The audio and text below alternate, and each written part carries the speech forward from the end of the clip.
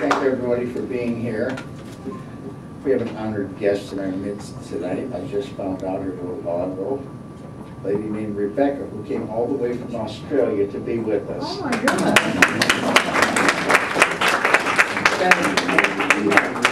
All the support we can get.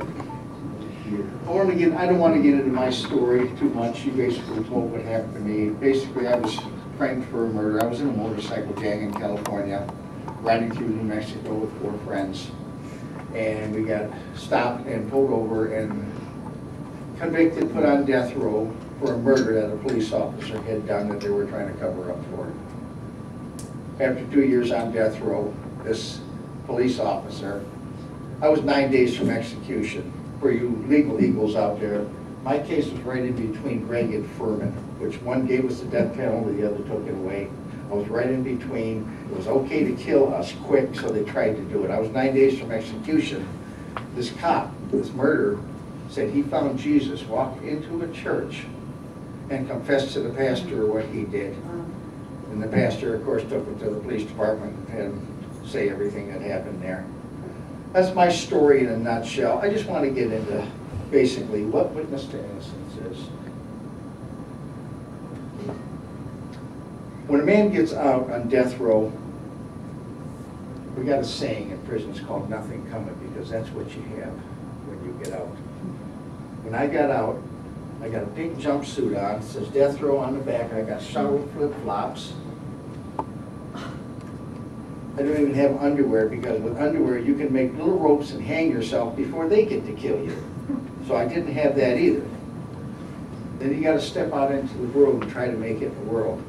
Try getting a job when you can't explain the last few years where you've been. You just aren't going to get it.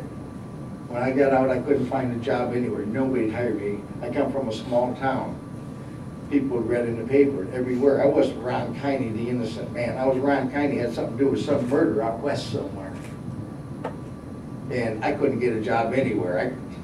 I tried everywhere. Nobody would hire me. I had friends I went to school with. Man, I need a job. I need to eat. There's days I didn't get to eat at all. And those days I had to make a decision. Am I going to go commit a crime? I just came from crime school. Oh yeah, I got at least an associates in that now. I can tell you all kinds of crimes and how to do them. I learned them all in there. I learned them from all the guys that are in there. That doesn't make sense to me, okay? I don't think they were that good at it. So I got to make that decision. I could go to a dope man or something and sell dope, make some good money, but I'm going to end up back in there.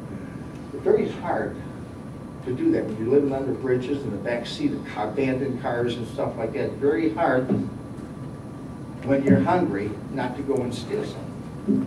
Very hard to do that. But when nobody will give you a job, what else can you do? That's what a lot of guys do. They do stuff like that. I couldn't even get a job at McDonald's.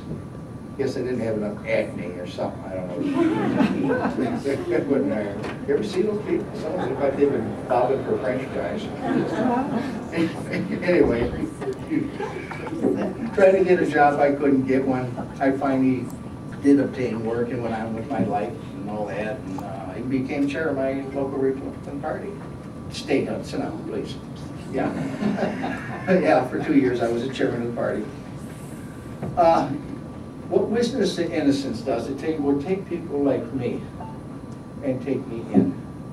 We hear of somebody getting out. What we attempt to do is give them a harbor light, a beacon, some place to go so they don't have to do that. We lose our people to suicide. My best friend who went to death row with me, 10 years, he was my buddy. We traveled the country on our Harleys together.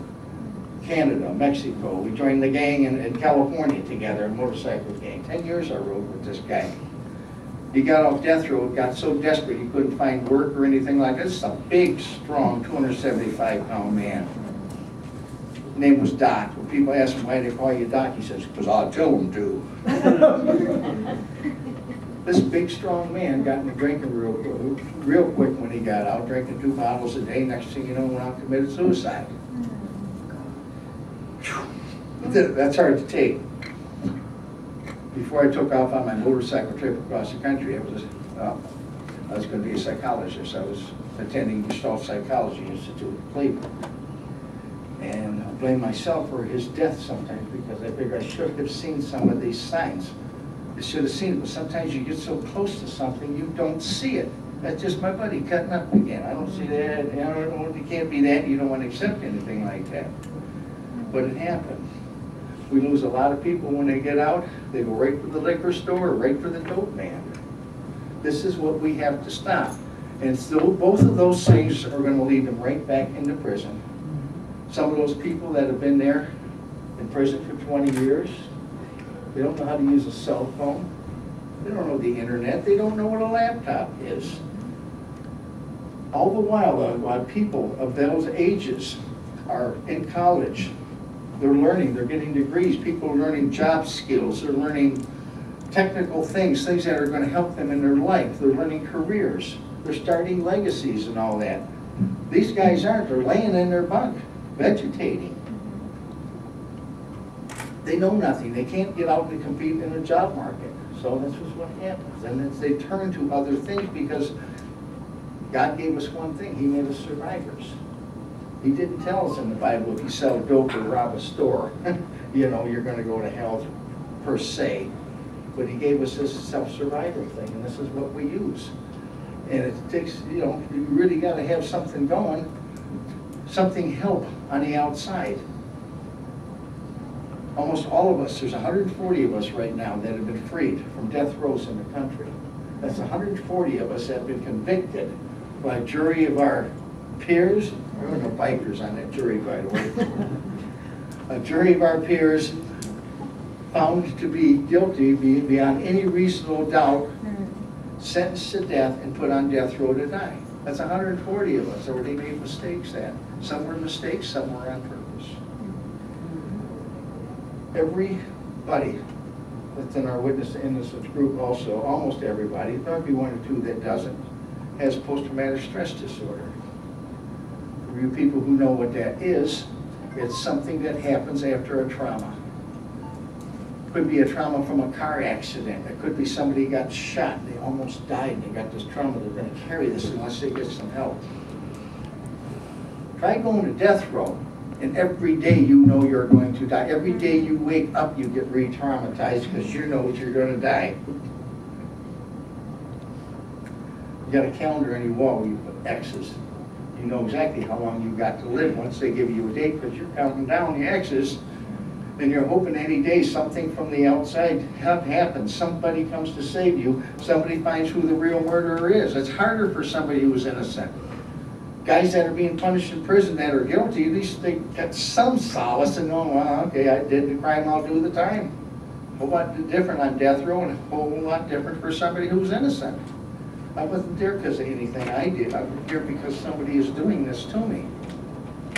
I no longer have control of my life. I eat, drink, walk, wake up, anything when somebody else tells me to. I got no control of my life. It's all controlled by somebody who I know is going to kill me because they tell me about every week that they are going to kill me. I can't even make that decision. Witness to Innocence takes guys like me, like the rest of us here. We try to get us together. We get a camaraderie. There's a few of us that go out and speak. It's very hard to get a speaker. One of the things of post-traumatic stress system, they say, of disorder, is one of the good ways to deal with it is to talk about it. The problem is with a lot of guys, they get up and talk about it, and it's a re-traumatization all over again. You gotta go have a six-pack when you're done with that. So we try to get these guys together, let them know they got a brotherhood here. We help them out, get us, and we're working now on a compensation bill. We're trying to get a compensation, not just for us, for all death row exonerees across the country. We're starting to go into other countries now because they're calling us over. We're starting to get the word out, and this is what we do. We're basically a speakers bureau now. Have you announced yet what we're going to do? You want me to do it? This week, one of the things that we're doing here, we're opening up our first satellite chapter, Witness to Innocence, and it's going to be the Texas Witness to Innocence. Wow.